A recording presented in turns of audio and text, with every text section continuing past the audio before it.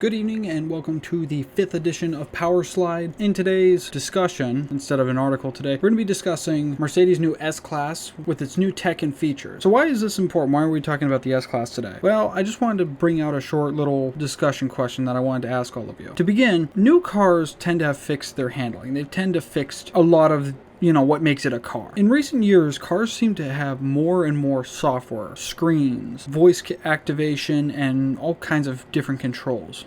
A few weeks ago, I had bumped my car, and I bumped my car pretty bad. I hit 3 panels, so it wasn't that great. And I remember they were asking me if they actually hit any technology, if I had any extra bits in my car that might have been inside the doors or something, because I hit it on the side.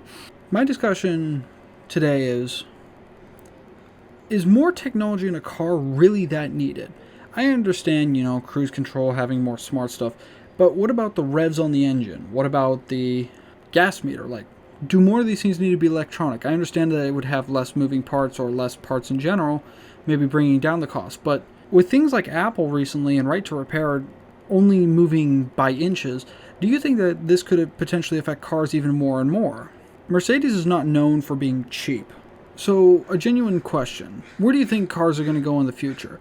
Do you think we're going to be able to mod out these screens, or do you think that they're always going to be a Mercedes proprietary part that only Mercedes can use? Do you think that we'll be able to go to third-party auto shops? I'm not quite sure, and I guess I'm reading about the new Mercedes S-Class today, and I've been out of the studio most of the time, so I haven't had a ton of time to actually read about this. I guess as I'm just reading about these new cars and everything, I genuinely want to know what more people think. Whether more people think that cars are going more the way of proprietary technology, or do you think that this will enable cars to be more moddable? Leave your comments in the comment section below, and I hope you have a great day. Cheers.